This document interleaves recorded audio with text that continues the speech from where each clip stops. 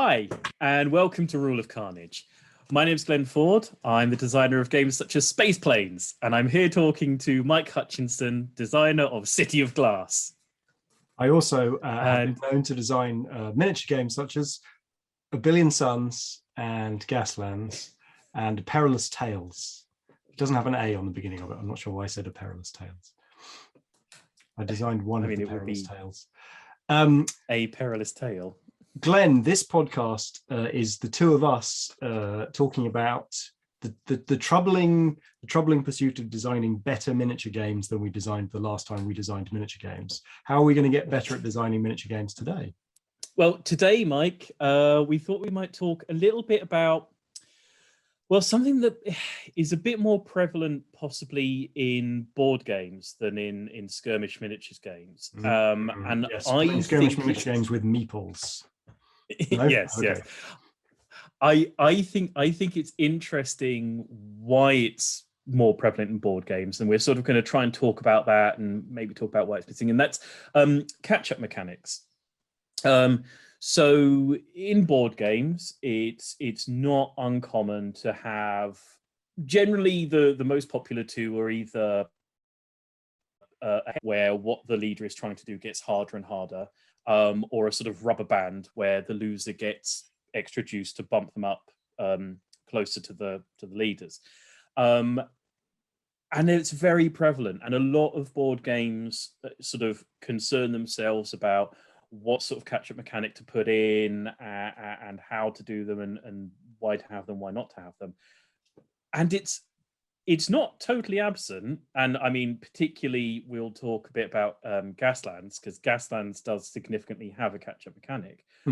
But skirmish war games, tabletop war games that we're talking about, tend not to have catch-up mechanics, which is kind of odd. I think I want to talk a bit about maybe why they don't have them, why you might want to consider trying to put something like a catch-up mechanic into your skirmish war game, what sorts of things skirmish war games have that take the place of catch-up mechanics, and maybe some ways that you could do a catch-up mechanic generally. Now, I thought an interesting... Yeah, go on. I was going to ask you, so because you spend a lot more time thinking about board game design than I do. So why do board games tend to have catch-up mechanics, or when they have catch-up mechanics, why do they have them? And is it more prevalent in a certain kind of game? What are the characteristics of games that have or need catch-up mechanics?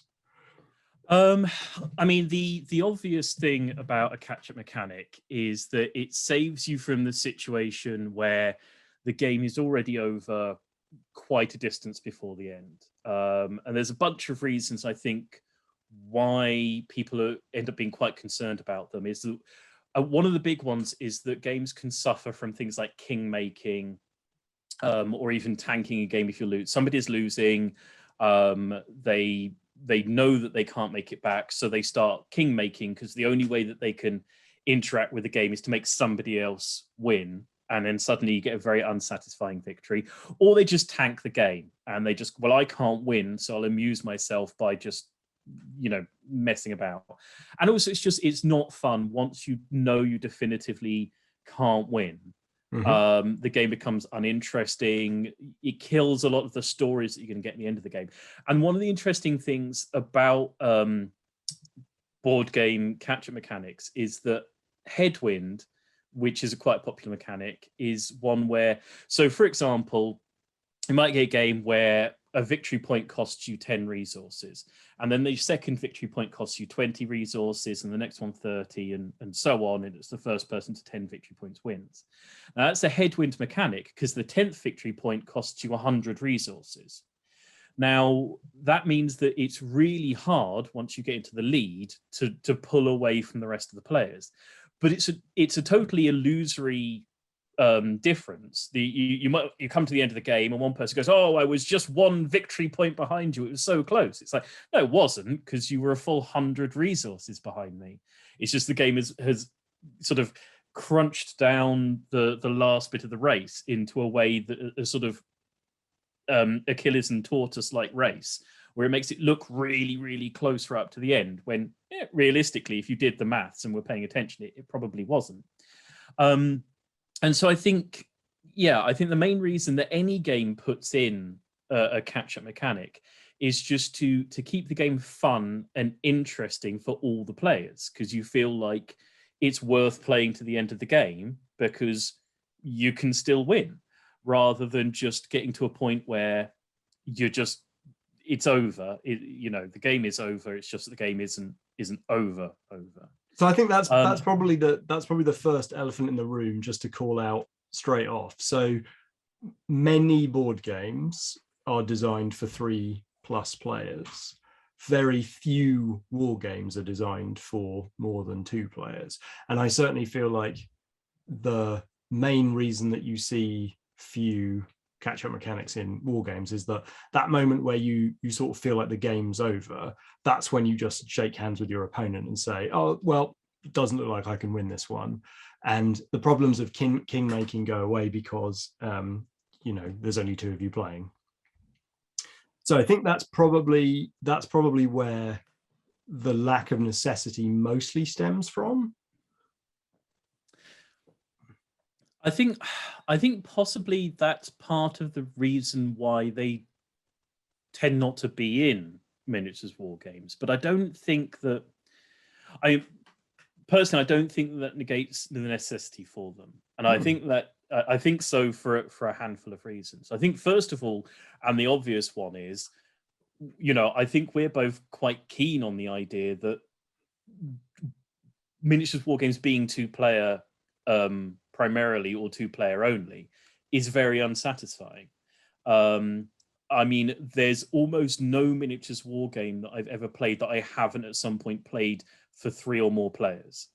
I've played, Warhammer. I mean, not only have I played Warhammer with multiple players, Warhammer has a whole supplement for playing with multiple players. I've played Saga with multiple players. I've played Test of Honor with multiple players. Every time I play a miniature skirmish game, the first thing I do in tinkering with it is to figure out a way to play with 3 or 4 players. Because when you take it down the club, inevitably there'll be a loose hand. And you know what? It's more people is more fun. Frankly, quite often, the more people I can get grouped around a table and chucking dice and doing things, and the more decisions and the more options and the more chaos there is the better. So I think that does this topic then come hand in hand with the idea of designing miniature war games that have support for 3 or more players, or is there a world where it's nice to smooth out the experience of a game so that even with 2 players it feels less lumpy or more exciting towards the end? Or are we okay with the idea that sometimes you just get crushed and then you just have to re-rack? I mean, I don't know. Are you okay with it when you get crushed and have to re-rack? It happens so often with you, Glenn. That honestly, I've grown to love it in a weird way. I mean, I'm not personally, I'm not super happy with it when it happens. When something happens in the first few turns down to pure random chance. And one of the things about re-racking is that, unfortunately, the nature of miniatures war games is that racking can be a fairly lengthy process. And when you get your vampire count general's head pop on the first turn because he rolled, double ones on a 2 dice basic casting, and the whole game is essentially over. And also, when those situations come up and you sort of say, well, let's re-rack, there's always that question of, well, what really is going on? Are you just saying, look, whenever that happens in a game, I just rewind time. It just never happens. That game. If it just never happens, then why does it happen? If there's an event that never happens that's in the rules of the game, then why is it even in there? Why don't we just take some Tipex and go, no, that doesn't occur. We'll just say no. If every time that vampire counts head bursts in turn 1 you re-rack, why don't you just put a little note into your vampire counts book saying vampire counts are indestructible on turn 1? There we go. So I think there's a certain amount of that. I think I do think there is a thing where if you go through like 3 or 4 turns of a game, I understand that I'm inherently coming from a slightly more competitive. I'm a more competitive player of skirmish war games than Mike is. If that hasn't come across in previous videos, we'll put it right there on the line right away. There is something inherently unsatisfying about winning a game that you've won on turn 3. You know, never mind sort of losing a game, and there is something annoying about a game that says this game takes 6 turns. And then it takes 3 or 4 turns until the actual tipping point is reached in some sort of And I have to say it is not a non-trivial part of the social contract to feel like you can go, this is done, let's stop and do something more interesting. Well, and depending on a lot of variables, it's quite often I found this a lot where well-designed games will, there'll be moments that feel pivotal where something bad happens to you or something epic happens on your side of the table, and you're like, that's it. That's clinched it, or no, there's no way I'm coming back from that. And then, a couple turns later, you're still clawing in, and you realize there's a couple of ways to turn it around, and from time to time you pull it back. And I think there's a if one can find ways to engineer that into your game's design, then that's a thing that when you're playing and you experience it, you're like, okay, I want to capture more of that. Like, is there a way to make something dramatic and exciting that feels like a crippling end turn out?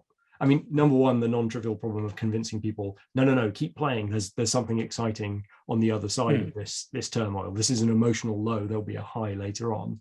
But also engineering the system where it's got enough knobs and dials that kind of stuff can happen. I mean, I think there's a genuine issue sometimes, I think, with like skirmish war games, where, like you say, because they often have like big pivotal moments. The players exist who can like end up going on tilt once they've had a moment that they've decided to sort of finish the game.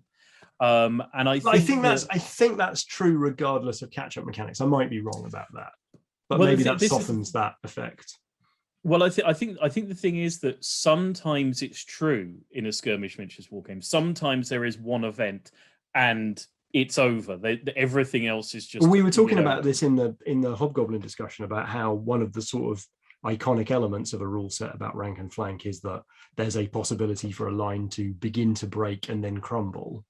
And in that respect, there's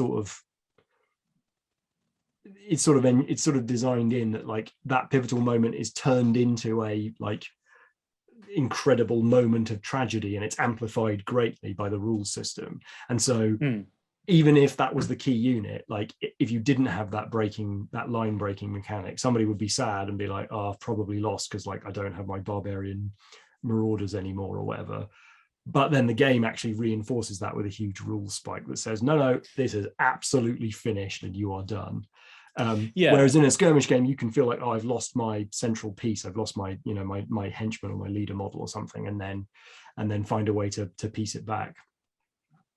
Yeah, and I think possibly part of the issue in a weird way is that to a degree, skirmish games, the sorts of games we're talking about do quite often have built in the assumption you're talking about, that if you're playing a friendly game with a friendly person, you might just, call it on turn 3.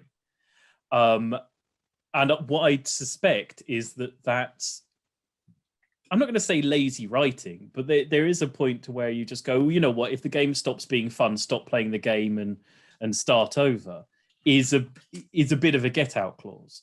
And maybe, finding a way to put a game together that says, you know what, it's going to be fun. It's going to be fun. You don't have to wait and see if it's not fun and check whether it's not fun for both of you in case it's fun for one of you but not for the other one of you, and then have a vote on. Because there's nothing worse than when you're playing and the person who's crushing the other person is loving it and refuses to re-rack, and someone's going to sit there and go through the pain of just being relentlessly pounded for no particular return. And it's, you know, is I say, when there is a good, solid, healthy social contract, this is all fine and dandy, and you don't need these sorts of things. But I've played games where there haven't been fine, healthy social contracts. I think that's why I think so. Yeah, and I think that's potentially one part of the discussion. I just want to highlight another. So you've got what you've said there is that in order to make the game experience robust, regardless of whether or not to pick up game, and you maybe don't know the person that well, and there's still good times to be had. And then there's the other part of it, which is that even when you are playing with friends or there's a great atmosphere around the table, one of the problems that catch-up mechanics can alleviate, and I suppose this gets into one of the reasons that Gaslands tackles it in the way that it does, is that if somebody is being crushed or has lost lots of units or is becoming irrelevant in the board state, like, it's boring. And it's not that you're not having a good time because you're getting crushed. It's like, it's just boring. There's not enough to do. And I was having a nice time, and I could have been having a nice time, but my actions don't matter anymore. And this happens a ton in board games. You know, it happens in cooperative board games a ton as well. But I think that's, so there's two reasons. Is can you keep people likely to have a good time, and then can you maintain a good time in a relatively even flow across the game? Yeah, and I think this is one of the things about miniatures war games that is a lot of miniatures war games suffer from, you know, what people call first turnitis, because the nature of miniatures war game is that two people turn up with even sides. That means that the first miniature to die makes that side uneven. And once you're weaker, well, it's going to be harder to come back. You know, the weak you get, the weaker you're going to become. And so certainly games with a lot of ranged capability just is like, it can be very much over on turn one, where it's like, well, I've taken out a couple of your big guns. Now you just have a way weaker force than mine. You know, we started with 2,000 points each. The end of my turn one, you had 1,500 points. And I now get hit by 1,500 points. So I only lose 200. You get hit by 1,800 points. And the puzzle is over immediately. And the puzzle potentially in a game like that, like a game of 40k where you haven't put enough terrain on the table or something, and you're playing a pretty standard battle line scenario, is the puzzle is, what of the rock, paper, scissors things do I need to eliminate so that you have no further utility pieces? Like, you have no answer to that because I deleted the answer that you had deployed on the table. So jobs are good. So that, I think, like, it's not a catch-up mechanic, but I think maybe we don't end up going into it in this conversation. But I do think that as I was thinking about this, I was thinking about games where you don't necessarily, if engaging the other person in a fist fight is not the primary mechanism for the game, then quite often you don't need necessarily the same approach for a catch-up mechanic, or the catch-up mechanics can, maybe there's less pressure on it because you're all trying to go for a central resource, or you're all trying to escape with the treasure tokens, or the scenario is pushing you to do certain things. Then I think that's a really useful way of saying, well, if the game is suffering from first turnitis because it's very like activation resource dependent, or it's very rock, paper, scissors in its unit balance, then making the game not about fighting each other is another way, I think, of saying, well, no, even if you've lost 60% of your force, if the bit that you've got left can still engage with the victory conditions, then there's still a game to be had. You're just going to have to be more slippery about it. Yeah, no, absolutely. And I think one of the answers as to what it is that these sorts of games do instead of a catch-up mechanic, or even as a catch-up mechanic, is sort of built-in obsolescence to your forces. And I think it's part of why scenario-based games are more and more and more popular. You know, there are fewer, I think, games are just built around slaughtering the other person, because if you've got an objective, then you can inherently have a lot of built-in obsolescence to a given force. And then it's like, oh, okay, so you've wiped out a third of my force. Well, that's fine, because I don't need that. All I need is to do X. And so long as I have like 10 different ways of doing X, it's really hard for you to actually take away my power to do anything. And I think that is the big thing about skirmish war games, where, you know, someone pulls ahead and as I win, the game gets less fun for the other person, just because they have fewer things they can do. And they have fewer and fewer and fewer things that they can do. And so obviously what's fun about the game is doing things. And I think, you know, any game where I take your models off as I win, it's always going to get less fun for you. Not, as I say, and as you said, not because you're losing, but because you've just got less fun things to do. I mean, I've played plenty of games where you take out someone's like general or their important model. The model they were excited about using is the painted model curse in a lot of games. And that person doesn't want to play, you know, I've taken out like 2 points of your 2,000 point army. Yeah, but that's the one I wanted to use because it does a cool thing, or I just bought it, or I just painted it. You know, which is its own sort of weird situation, but I think does come up. So just quickly, or, you know, as quickly as we can before sort of rounding up this first part of the conversation, just about like the very nature of catch-up mechanics. So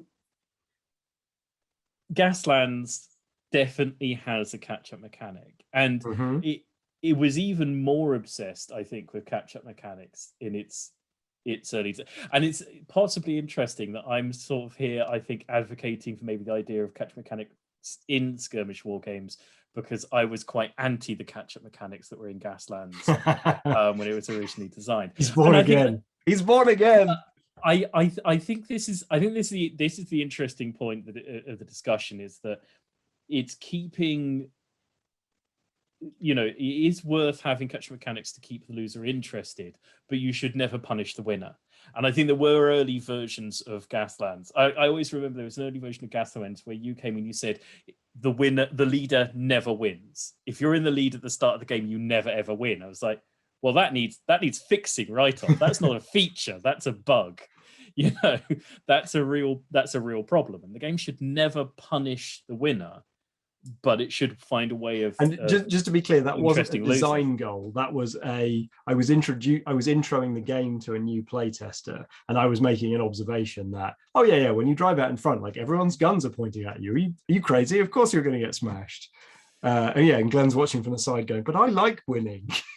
why should I be kicking the tush every time I try and win?" Well, I think it was just generally that was a point where racing wasn't a particularly viable option. And I think that was a symptom of the fact that we needed the good clean old days. There's a symptom of the fact we need to find a way of making just racing to be a viable choice. So, anyway, do we want to go into Gasland's mechanic now then?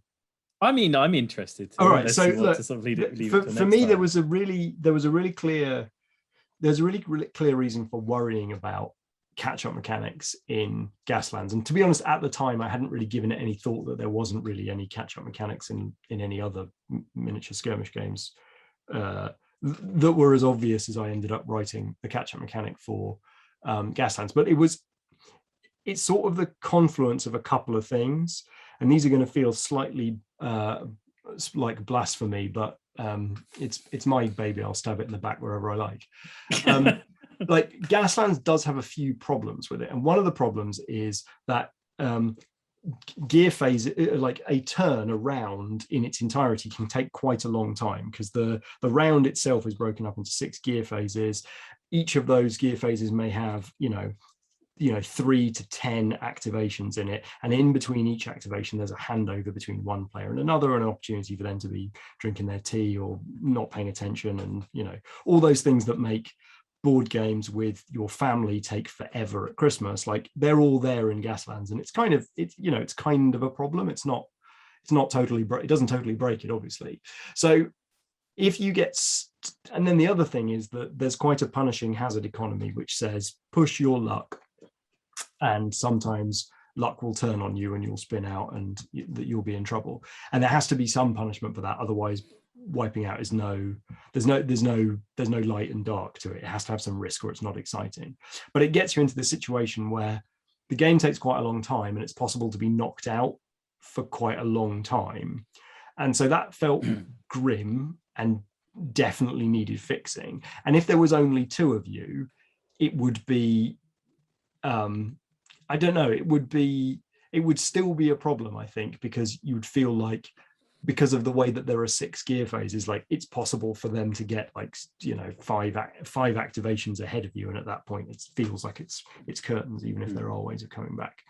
And so for all these reasons, for all the sort of specifics of why the weird way that I constructed the Gaslands turn, it just felt like it had to have a way where the game said, okay, I do need to punish you for, you know, not quite planning your moves right or not using your resources correctly. And so the way that it does it in Gaslands is that as you perform cool things, but also occasionally as bad stuff happens to you, you get these things called audience votes. And that's a new resource that you can then spend critically to bump yourself back up gears. So you can use it to change gear, which normally you would need to be activating and rolling skid dice in order to change gears. But if you've got if you've got audience votes, then you can just spend those votes and pick a car and be like, okay, that car's now in gear 3 and it gets to activate. And so the punishment really is, it was a bit faffy to get those audience votes. You had to make some decisions and play for those. And now you have to spend them on just continuing to play Gaslands rather than doing something cooler. And to be honest with you, that, having said that paragraph, makes me want to be allowed to spend audience votes on doing even cooler things, because that feels like then the challenge would be, do I get to do explodey fireworky things, and that's my reward for driving like a pro. Anyway, that's the Gaslands version 2. Well, I think that's what's so interesting generally about the audience vote mechanic, is you can gain audience votes if you're in the lead in mechanics in Gaslands. And in actuality, the mechanic whereby the back marker gets audience votes, it's pretty negligible. You know, it's a dice roll, and it's not a dice roll that happens very often, and you very rarely hit the number that you need in order to get your votes. What's interesting, I think, is that audience votes can get you back in the race, or they can keep you going when you're in the lead. They are a multi-use tool that is given to you even if you're not playing for them, generally in sort of little sporadic bursts throughout the game. And it's a way that the game says every now and again, oh, have things gone unexpectedly badly for you this race? Here are some sweeties. They can get you back in. And if you're in the lead, you can spend them on something else. And it's a way in which it goes, okay, if I gave you this at the start of the game and then you get spanked, you won't have it anymore, because it will get part of the spanking will be taken off you. But instead, your bottom is shining from the spankery, and then the sweet. That's why this metaphor's going. Well, you know, if you're using metaphor, why not extend it? But, you know, and then here's the lovely ice pack, and I think we'll round out this discussion. But I think that's the point I want to make. Partly is that a really nice idea is to find a way of giving people powers, abilities, resources partway through the game, not because they're losing, but just because the ability to pivot halfway through the game is important. More important if you're losing than if you're winning, in my opinion. Audience votes are more important to you if you're losing than if you're winning in Gaslands, just naturally, without it being a big shiny red catch-up mechanic. It just goes, if you're winning, it's a nice bit of extra juice, but if you're losing, it's a real lifeline. And I think that's what I would advocate for as the sort of thing you might want to think about as being a catch-up mechanic in your skirmish war games. And I think that's why it was such a very clever idea in Gaslands. So maybe next time we talk about this topic, we can talk a bit more about some of the things that went wrong in the designing of that mechanic in a bit more detail, and then I think talk a bit about why A Billion Suns doesn't have one, and some of the things that take its place, or in fact why it might need one. Well, that's a delicious trailer for the next part of this conversation, and I'm sure we'll have people flocking back to watch it when it pops up.